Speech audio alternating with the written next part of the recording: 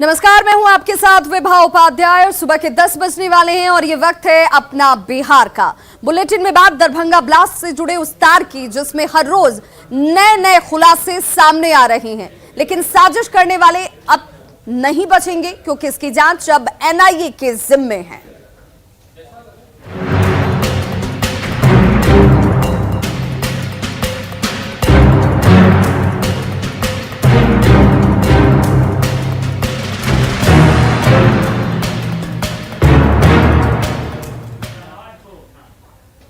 तो Darbhanga parcel blast से जुड़ी आज की दो सबसे बड़ी और अहम खबर। पहली खबर ये कि आज ब्लास्ट मामले में यूपी के शामली से दो लोगों की गिरफ्तारी हुई है। यूपी एसटीएफ ने शामली से पिता पुत्र हाजी कासिम और कफील को गिरफ्तार किया है।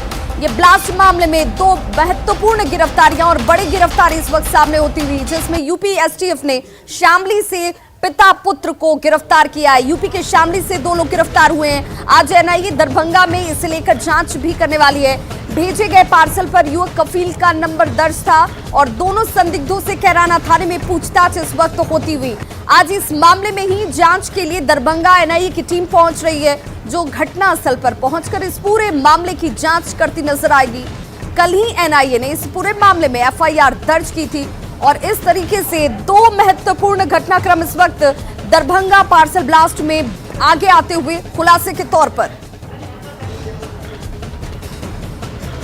तो दरभंगा ब्लास्ट में बड़ा अपडेट इस वक्त आप तक पहुंचाते चले जानकारी के तौर पर। पहली ये कि यूपी के शामली में दो संदिग्धों को गिरफ्तार किया गया है। वहीं एनआईए दरभंगा भी आज पहुंचने वाली है, जो इस पूरे प्रकरण की जांच करती नजर आएगी। तो ब्लास्ट मामले में दो बड़ी गिरफ्तारी इस वक्त सामने है, जो यूपी एसटीएफ की तरफ से की गई है। यूपी के शामली से इन दोनों लोगों को गिरफ्तार किया गया और रिश्ते में जो दो लोग गिरफ्तार हुए हैं वो पिता पुत्र बताए जा रहे हैं। हाजी कासिम और कफील को गिरफ्तार किया गया है। आपको बताते जाए कि पार्सल जो भेजा गया था वो सिकंदराबाद से दरभंगा, जिस पार्सल में ब्लास्ट होता है उस पर जो नंबर इंगित था, उस नंबर के आधार पर इन दोनों लोगों की गिरफ्तारी हुई है। और इस ब्लास्ट मामले में ये दोनों गिरफ्तारियां बेहद महत्वपूर्ण और बड़ी मानी जा रही हैं।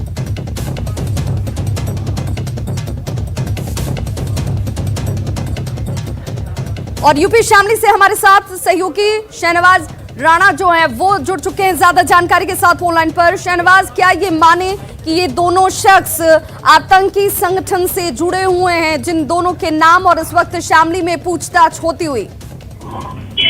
देखिए, बिल्कुल ये कहना भी स्पष्ट है कि इनके तार किन लोगों से जुड़े हुए हैं, किस संगठन से जुड़े हुए हैं। लेकिन कैराना अपने आप में एक जराइम की दुनिया का जो है एक ठिकाना माना जाता है, क्योंकि यहाँ पर हथियार तस्करी की बात की जाए या कैराना पलायन मुद्दे की बात की जाए, धर्मांतरण कराने की बात की जाए, तो कैराना कहीं ना कहीं सुर्खियों में रहा है। और यूपी को कैराना जो है हॉटस्पॉट माना जाता है। यहाँ से जो है दो संदिग्धों से जो है पूछताछ की जा रही है। यूपी एटीएस एसटीएफ जो है लगातार पूछताछ कर रही है, स्थानीय पुलिस लगातार पूछताछ कर रही है और रात से इन दोनों लोगों को उठाया गया है। बताया ये भी जा रहा है कि कहीं ना कहीं इनके जो तार है वो दरभंगा में जो पार्सल ब्लास्ट हुआ है उससे कहीं ना कहीं जुड़े हुए हैं। उसी को लेकर यूपी एसटीएफ लगातार इन लोगों से पूछताछ कर रही है और दोनों लोगों से गहनता से करीब कई घंटे से पूछताछ लगातार जारी है। जी बिल्कुल शहनवाज, जिस तरीके से शामली का नाम सामने आता हुआ, कैराना का नाम सामने आता हुआ, जिसका जिक्र आप भी कर रहे हैं कि यहाँ पर धर्मांतरण से लेकर नए लोगों को, नए लड़कों को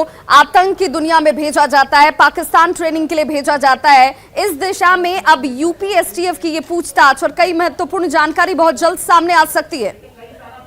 देखिए, बिल्कुल कई बड़े खुलासे इस पूछताछ में जो है निकलकर सामने आएंगे, क्योंकि कैराना पहले से ही जो है इस तरह के कार्यों में संलिप्त रहा है। हथियार तस्करी में जो है कैराना संलिप्त रहा है, या बड़े बदमाशों की बात की जाए, मुकीम कला की बात की जाए, जो हाल फिलहाल में जो है यूपी की जेल में मारा गया है, उसकी बात की जाए, तो लगातार जो है जराइम की दुनिया में कैराना का नाम जो है ऊपर रहा है। उसी को लेकर जो लगातार एसटीएफ यूपी एसटीएफ पूछताछ कर रही है, एटीएस पूछताछ कर रही है और यूपी पुलिस के आला अधिकारी कैराना पहुंच रहे हैं, क्योंकि दोनों अभी जो संदिग्ध हैं उनको कैराना में रखा गया है और लगातार उनसे जो है पूछताछ पुलिस द्वारा की जा रही है। जी चलिए, बहुत बहुत शुक्रिया शहनवाज इस तमाम जानकारी के लिए। तो शहनवाज राणा हमारे सहयोगी जानकारी देते हुए इस वक्त कैराना में ये महत्वपूर्ण पूछताछ इस वक्त होती हुई। और देखिए ज्वाइंट ऑपरेशन, और इस ज्वाइंट ऑपरेशन की लगातार जरूरत थी, जिस बाबत अब ये बताया जा रहा है कि जो दो संदिग्ध इस वक्त गिरफ्त में हैं, उन दोनों संदिग्धों से इस वक्त जानकारी निकालने की कोशिश की जाती हुई कि किस तरीके से ये ब्लास्ट के तार जो हैं दूसरे दूसरे अन्य राज्यों से और सूफियान से जुड़ते हुए नजर आ रहे हैं। तो दरभंगा ब्लास्ट मामले में एक और गिरफ्तारी सामने है, जिसमें तेलंगाना एटीएस ने एक शख्स को गिरफ्तार किया है। गिरफ्तार शख्स बताया जा रहा है आईएसआई का हैंडलर जो है वो अज्ञात जगह पर इस शख्स से गिरफ्तार करने के बाद पूछताछ की जा रही है। देखिए, इस पूरे घटनाक्रम में अब तक 3 महत्वपूर्ण गिरफ्तारियां हो चुकी हैं। ये इस वक्त जो गिरफ्तारी हुई है, बताया जा रहा है कि यह शख्स आईएसआई का हैंडलर है, जिससे पूछताछ इस वक्त की जा रही है। जिस संदिग्ध को फुटेज में देखा गया था उसे तेलंगाना में गिरफ्तार किया गया है और अब इससे गहनता से पूछताछ की जाती हुई कि कौन कौन से लोग इन्हें सपोर्ट कर रहे थे, किनसे किनसे इनके तार जुड़े हुए हैं, कहां कहां तक इनका नेक्सस फैला हुआ है और इसके पीछे की इनकी साजिश क्या रही।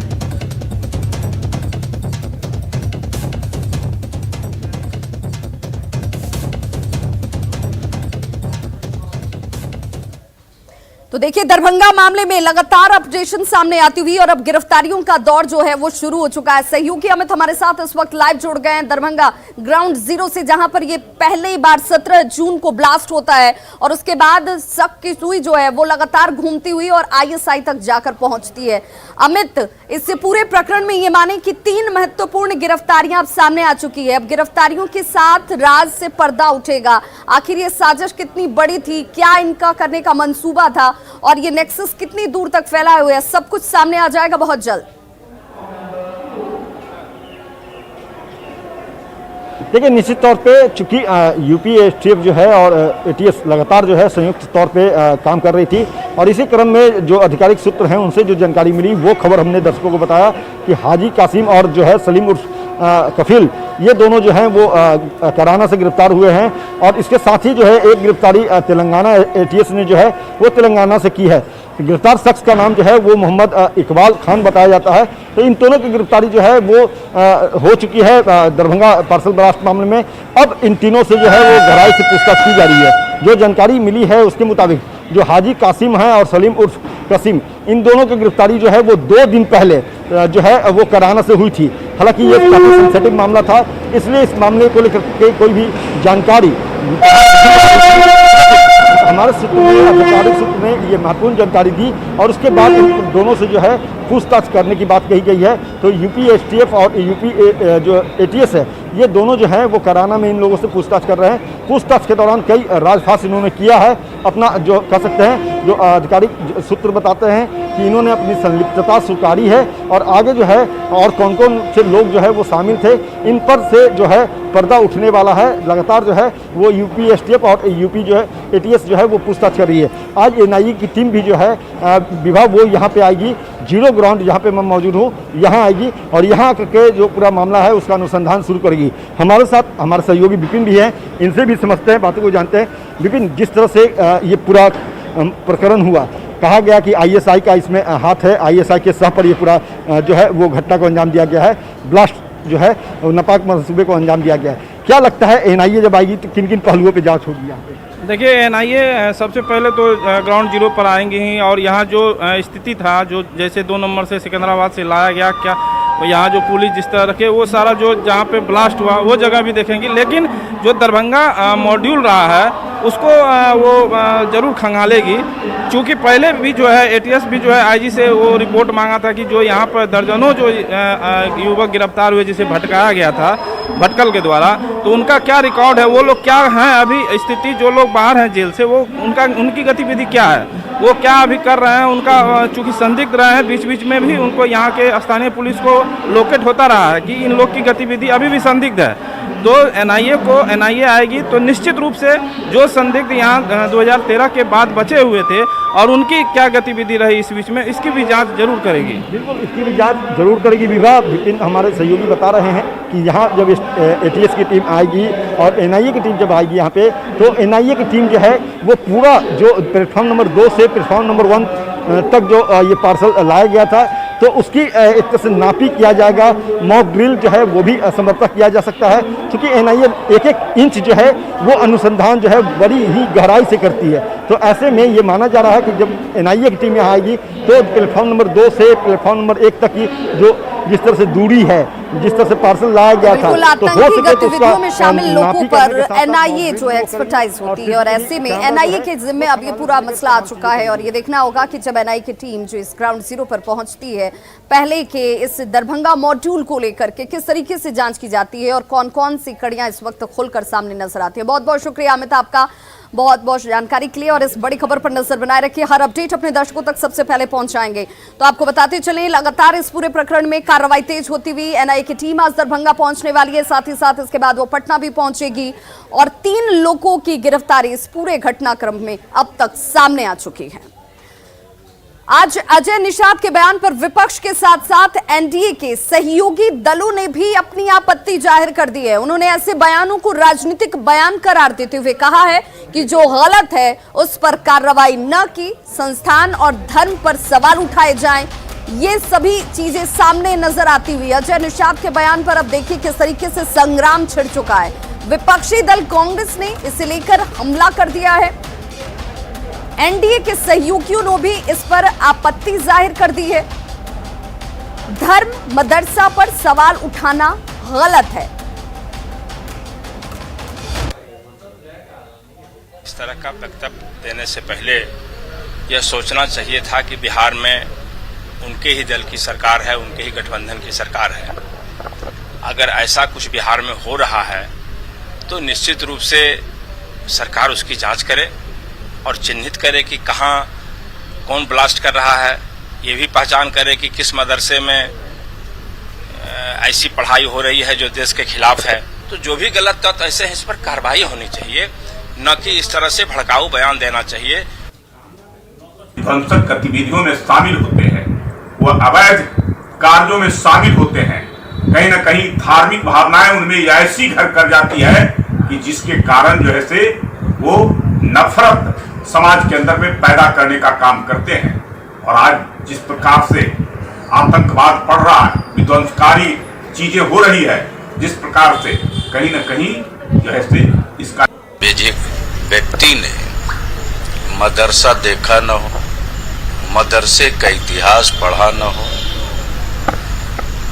उस व्यक्ति को मदरसों के बारे में क्या पता है। देश में कितने ब्लास्ट ऐसे हुए हैं जिस ब्लास्ट का रिश्ता मदरसों से है। कोई भी शिक्षण संस्थान आतंकवादियों की ट्रेनिंग नहीं देती है। अगर इक्का दुक्का घटना घट जाए, इसको लेकर के पूरे संप्रदाय के ऊपर में सवालिया निशान खड़ा करना, पूरे के पूरे शिक्षण संस्थान के ऊपर में सवालिया निशान खड़ा करना, ये मुझे लगता है कि विकृत मानसिकता की निशानी है। और आइए आपको बीजेपी सांसद अजय निषाद का वो बयान भी सुनवाते हैं, जिसमें उन्होंने दरभंगा, बांका, सिवान ब्लास्ट के बहाने मदरसे और उसको संचालित करने वाले मौलवी पर बयान दिया था। मदरसा के जो धर्म गुरु संचालित करते हैं, उनका ये पहला लक्ष्य रहता है कि जितने भी माइनॉरिटी समाज के लोग हैं वो ज़्यादा पढ़े लिखे नहीं, ज़्यादा वो पढ़े लिखे नहीं रहेंगे होंगे, शिक्षित नहीं रहेंगे ज़्यादा, तो उनके प्रभाव में रहेंगे, उनके अंदर में रहेंगे। और उसका इस्तेमाल जो है ये धर्म के नाम पे, इस्लाम के नाम पे, उसका जो है गलत एक्टिविटी में ये लोग गलत गुमराह करके उसको लगा देते हैं और उसका शोषण भी करते हैं।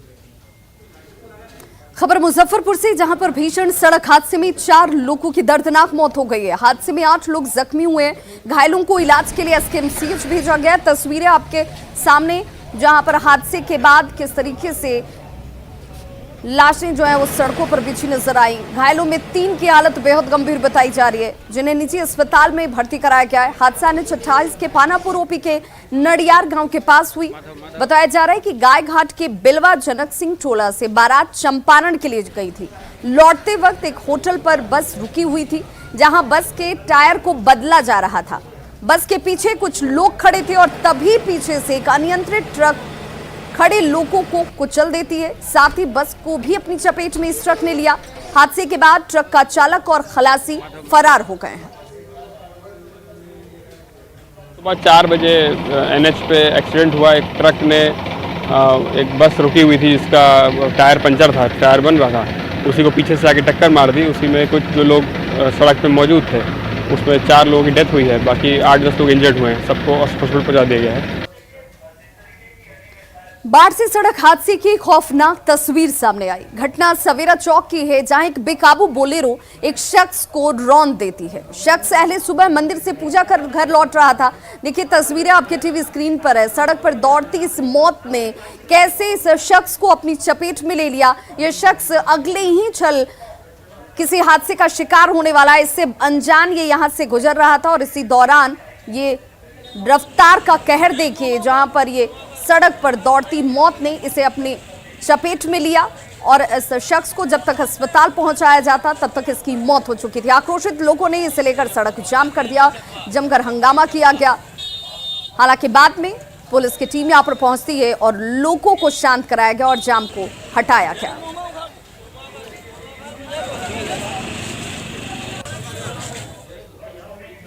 मधुबनी के बेनीपट्टी प्रखंड के आधा दर्जन गांव के लोगों की मुश्किलें दूर होने वाली हैं। यहां पुल को मंजूरी मिल चुकी है, जिससे लोग बेहद खुश हैं। बरसात के दिनों में इन गांवों से बाहर निकलने का एकमात्र सहारा जो है वो सिर्फ नाव था और ऐसे में कोई अगर बीमार हो जाए तो उसे अस्पताल पहुंचाना खासी मशक्कत इसके लिए आपको करनी पड़ती। लेकिन पुल बन जाने से लोगों को अब उनकी परेशानी से निजात मिलने वाली है। हालांकि इस नवनिर्मित पुल के अप्रोच रोड का काम अभी अधूरा है। पुल का जायजा लिया हमारे सहयोगी अमित रंजन ने। पहले बताया जा रहा है कि यहाँ से बेनीपट्टी से लोग अगर सहरोल या इधर करहरा जाना होता था तो फिर बस नाव ही सहारा था बरसात के 3-4 महीने में। यहाँ हमारे साथ कुछ ग्रामीण हैं, आइए जानते हैं कि ये पुल जो बना है इसके बाद कितना राहत मिला है, खासकर अभी बरसात के टाइम में। क्या नाम हुआ आपका? रणधीर ठाकुर। ये जो पुल बना है इससे क्या कितने गांवों को ये बरसात के टाइम? इस गांव में बहुत बड़ी राहत मिला है, क्योंकि बाढ़ के समय खास करके पुल जो नहीं था तो सर्प को काटने से जो परेशानी होती थी वो परेशानी से निजात मिला है। अब लोग मोटरसाइकिल से उठा करके पीएससी नजदीक में पड़ता है बेनीपट्टी, वहाँ लेकर के चला जाता है। जैसे पुल बना है इसके पहले आप लोग कैसे जाते थे इस इलाके में? ये नाव से जाते थे। बहुत हम लोगों को दिक्कत था सर, जैसे कि कहे बहुत दिक्कत को सामना करना पड़ता था। बहुत बीमारी रास्ता को चलते हम लोग जैसे बुझिए जैसे अच्छा सब कुछ रहते हुए रास्ता को चलते पेशेंट को नहीं हॉस्पिटल तक पहुँचा पाते थे।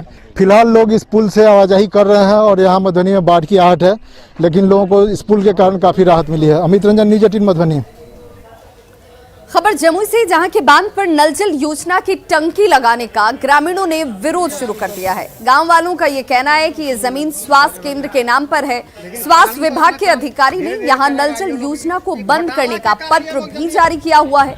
गांव वालों ने नल जल योजना को बंद कर अस्पताल बनाने की मांग की है। जायजा लिया न्यूज़ 18 संवाददाता केसी कुंदन ने। नल जल योजना में लूट को छुपाने के लिए सब कराया जा रहा है, क्या कहना है? सही बात, नल जल योजना में पहले ही घोटाला हो चुका है। उसको घोटाला को जो है सो मिटाने के लिए तो समोस करने के लिए यह जल्दबाजी में काम कर रहा है। मांग है कि यहाँ हॉस्पिटल बना जाए और इसको पीछे कर दिया जाए, जिससे कि दोनों काम हो जाए। गांव वालों का कहना है कि किसी तरह यहाँ पर अस्पताल बनवाने के लिए स्वीकृति लिया था, अनुमति मिला था, लेकिन अब नल जल योजना जब बीच में टंकी के लगा दी जाएगी तो जो गांव का अस्पताल बनने वाला था वो अब कहां बनेगा। इसको लेकर ग्रामीणों का आक्रोश है। ग्रामीण मांग कर रहे हैं जिला प्रशासन से कि इसकी समुचित जांच कराई जाए और जो दूध का दूध है, पानी का पानी है, उसको सामने किया जाए।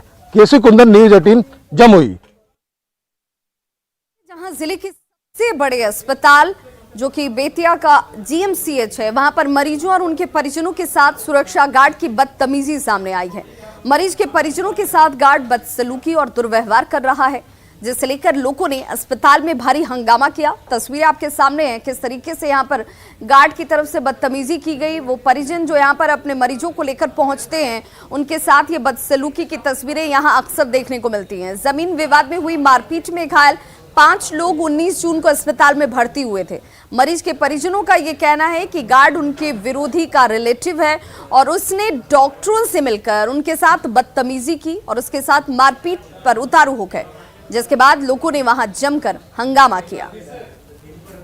झगड़ा भइल और झगड़ा झुगड़ी भइल, ओकरा बाद हमारा बच्ची के यहाँ से लोग डिस्चार्ज करवा दिल था और गार्ड साहब डिस्चार्ज करवा के हमारा बच्ची घर गई तो स्थिति बहुत नाजुक बा, बहुत खराब हो गई। फिर हम आके जगह में दोबारा एडमिट करैले बनी अभी ओकर स्थिति बहुत हालात गंभीर भइल जाता है। खबर वैशाली के महुआ के सिंघाड़ा से, जहां पुलिस ने ब्रांडेड कंपनी के नकली कॉस्मेटिक सामान बनाने वाले गिरोह का भंडाफोड़ किया है। ब्रांड कंपनी की शिकायत पुलिस पर कार्रवाई करते हुए यहां पर ब्रांड कंपनी ने शिकायत की थी और इसके बाद पुलिस की तरफ से कार्रवाई की जाती है। पुलिस ने मौके से भारी मात्रा में नकली कॉस्मेटिक सामान को जब्त तक किया है और इस पूरे मामले में एक शख्स की गिरफ्तारी हुई है। पुलिस ने छापेमारी के दौरान करीब 4 लाख से ज्यादा मूल्य के नकली कॉस्मेटिक सामान को जब्त किया है, जिसमें गुलाब जल, तेल जैसी चीजें शामिल हैं। कंपनी के प्रतिनिधि के मुताबिक गोरख धंधा करने वाली कंपनी को लाखों का चूना ये लोग लगा रहे थे।